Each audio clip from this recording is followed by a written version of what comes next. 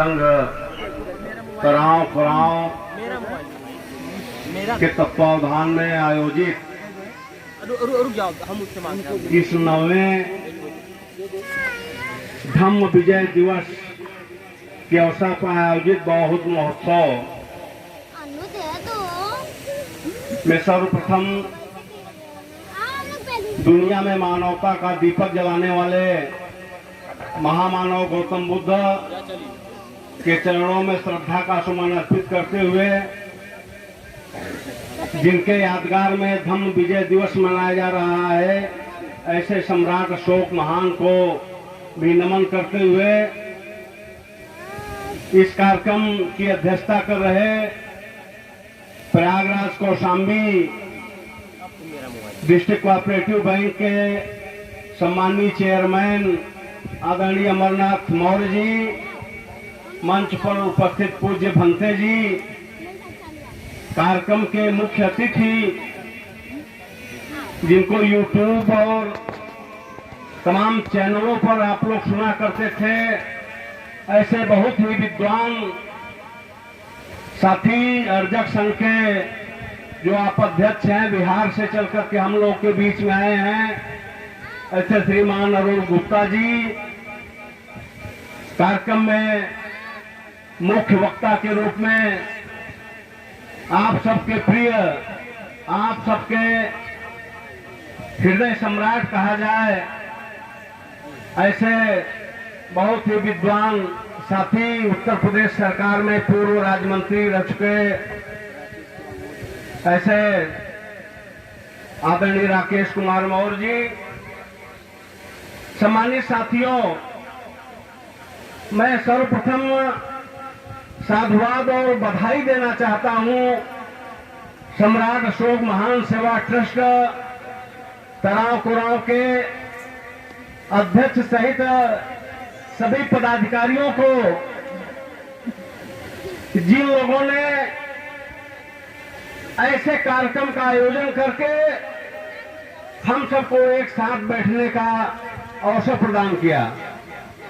विशेष तौर से इस संस्था के, इस सम्राट अशोक महान सेवा ट्रस्ट के जो प्रवक्ता हैं, ऐसे नौजवान साथी मेजा धरावल के पूर्व प्रधान सूर्यमणि कुशवाहा जी, जिन्होंने इस ट्रस्ट के माध्यम से इस पूरे कोराव क्षेत्र में एक अलग जगाने का काम किया। सम्राट अशोक महान सेवा ट्रस्ट, जैसा कि हमको पता चलता है तमाम न्यूज़पेपर के माध्यम से, यूट्यूब चैनल के माध्यम से, कि सम्राट अशोक महान सेवा ट्रस्ट द्वारा गांव में शिक्षा के क्षेत्र में बहुत बड़ा काम हो रहा है। ग्रामीण पाठशालाएं खुल रही हैं और बच्चों को शिक्षित करने का काम इस ट्रस्ट के द्वारा हो रहा है, जो बहुत ही सराहनीय कार्य है। क्योंकि आज महामानव गौतम बुद्ध के इस बौद्ध महोत्सव में जिनका संदेश था बुद्धम शरणम गच्छामि, बुद्धम शरणम गच्छामि, यानी बुद्धि विवेक का विकास करिए और बुद्धि विवेक से काम लीजिए। उस बुद्धि और विवेक के विकास में शिक्षा का बहुत बड़ा योगदान है। ऐसा काम सम्राट अशोक महान सेवा ट्रस्ट द्वारा हो रहा है। हम सबकी जिम्मेदारी है। यहाँ तमाम प्रधान बीडीसी साथी बैठे हैं, क्षेत्र के सम्मानित लोग बैठे हैं। जो ट्रस्ट इस दिशा में काम कर रहा है, हम सबकी जिम्मेदारी बनती है कि ऐसे ट्रस्ट के पदाधिकारियों को सहयोग करके उनका उत्साहवर्धन करें, जिससे ट्रस्ट निरंतर आगे बढ़ने का काम करें। सम्मानित साथियों, आज इस बौद्ध महोत्सव के अवसर पर आज जो यह दिन निर्धारित किया गया है, अशोक धम्म विजय दिवस का यह दिन, सम्मानित साथियों, यह दिन कहा जाए तो भारत के लिए ही नहीं, दुनिया के लिए बहुत ही महत्वपूर्ण दिन है, बहुत ही महत्वपूर्ण दिन है। आप कल्पना करिए कि आज के दिन महाराजा अशोक ने कलिंग विजय के बाद बौद्ध धर्म की दीक्षा ली थी। कल्पना करिए कि महाराजा अशोक बौद्ध धर्म की दीक्षा न लिए होते तो क्या होता। आज के दिन महाराजा अशोक बौद्ध धर्म की दीक्षा न लिए होते तो क्या होता। सम्मानित साथियों, बौद्ध धर्म की दीक्षा लेने का मतलब सम्राट अशोक के मन में जो विचार आया था, इतना बड़ा साम्राज्य हो गया था। आज के 10 देश, आज के 10 देश उसमें समाहित हो जाएंगे। इतने बड़े भूभाग पर सम्राट अशोक का राज्य का विस्तार हो चुका था। सम्राट अशोक महान ने सोचा कि शस्त्र के बल पर, हथियार के बल पर इतने बड़े भूभाग पर शासन सत्ता संभालना मुश्किल हो जाएगा, क्योंकि तमाम विद्वानों का मत है कि शस्त्र विजय अस्थायी नहीं होती। शस्त्र विजय अस्थायी नहीं होती।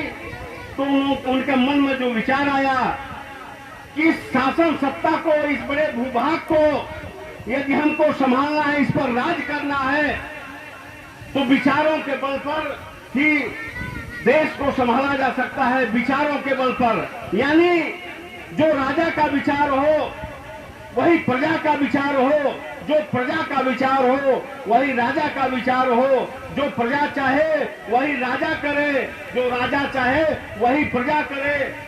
इस भावना से सम्राट अशोक महान ने सोचा कि इसके लिए एक विचारधारा की जरूरत है। और उस समय भगवान बुद्ध की जो विचारधारा थी वह सर्वोपर थी। आज सम्राट अशोक भगवान बुद्ध के शरण में आज के ही दिन गए। सम्मानित साथियों, इतिहास में एक दूसरी घटना भी, डॉक्टर बी.आर. अम्बेडकर ने भी 1956 में बौद्ध धर्म की दीक्षा लेने के लिए जो दिन चयन किया वह आज का ही दिन था। यह दोनों घटनाएं यदि न हुई होती तो इस देश का क्या होता। इस देश में समता, स्वतंत्रता, बंधुता और न्याय पर आधारित समाज और राज्य का निर्माण, राष्ट्र का निर्माण न हो पाता। और भगवान बुद्ध का जो दर्शन था, जो विचार था, वह निश्चित रूप से पूरी दुनिया में न फैल पाता यदि भगवान महाराजा अशोक ने आज के दिन बौद्ध धर्म की दीक्षा न ली होती। भगवान बुद्ध की विचारधारा 10-5 जिलों में सिमट गई होती यदि सम्राट अशोक भगवान बुद्ध के इस दर्शन को स्वीकार न करते। सर्वप्रथम किसी राजा ने किसी विचारधारा को फैलाने के लिए, माने विदेशों में भी इस विचारधारा को, भगवान बुद्ध के दर्शन को फैलाने के लिए अपने बेटी और बेटे को श्रीलंका भेजने का काम किया। अपने बेटे महेंद्र और अपनी बेटी संघमित्रा को श्रीलंका भेजने का काम किया और सर्वप्रथम प्रचारक बनाया तो सम्राट अशोक ने अपने बेटी और बेटे को। सम्मानित साथियों, मैं कहता हूं कि सच कहना बगावत नहीं है, सच कहना बगावत नहीं है। यूं कहिए सच सुनने की आदत नहीं है। शांत के समंदर में मारा है पत्थर तो लहरों का उठना शरारत नहीं है। निश्चित रूप से भगवान बुद्ध की जो विचारधारा है, जो भगवान बुद्ध का दर्शन है, उसके बदौलत ही भारत आज जो ढोल पीटते हैं लोग कि हम विश्व गुरु थे और फिर विश्व गुरु बनना चाहते हैं, तो आप विश्व गुरु कब थे? आपको विश्व गुरु की उपाधि तब मिली थी जब भगवान बुद्ध का दर्शन का प्रचार सम्राट अशोक ने विश्व में करने का काम किया था। आपको विश्व गुरु की उपाधि भगवान बुद्ध के बदौलत मिली। इतना ही नहीं, हम लोग गाते हैं विजयी विश्व तिरंगा प्यारा, झंडा ऊंचा रहे हमारा। विजयी विश्व तिरंगा कब हुआ था? वह भी सम्राट अशोक के जमाने में ही। सम्राट अशोक के बदौलत ही विजयी विश्व तिरंगा प्यारा, झंडा ऊंचा रहे हमारा हम लोग गान गा सकते हैं। इसके पहले और इसके बाद में कभी भी विश्व विजयी भारत रहा है क्या? आज कुछ ताकतें सम्राट अशोक के उस इतिहास को मिटाने का काम कर रही हैं। निश्चित रूप से देश की आजादी के बाद लगातार, चूंकि सम्राट अशोक की जो विचारधारा थी वह भगवान बुद्ध की विचारधारा थी, और भगवान बुद्ध का धर्म जो है समता, स्वतंत्रता, समानता पर आधारित विचारधारा थी। और इस देश में समता, स्वतंत्रता, बंधुत्व की विचारधारा कायम न रह सके, इसके लिए लगातार सम्राट अशोक को इतिहास को मिटाने का काम हो रहा है। सम्मानित साथियों, इसीलिए आप सब बधाई के पात्र हैं कि हम सब जो सम्राट अशोक के वंशज हैं, कम से कम सम्राट अशोक के उस इतिहास को जिंदा रखने के लिए कमर कसे हैं। और निश्चित रूप से लगातार जो कार्यक्रम चल रहे हैं, अभी लोगों ने बताया कि कई जगह कार्यक्रम चल रहे हैं, और खास तौर से यह कार्यक्रम दिन दूना रात चौगुना बढ़ रहा है, आगे और बढ़ेगा।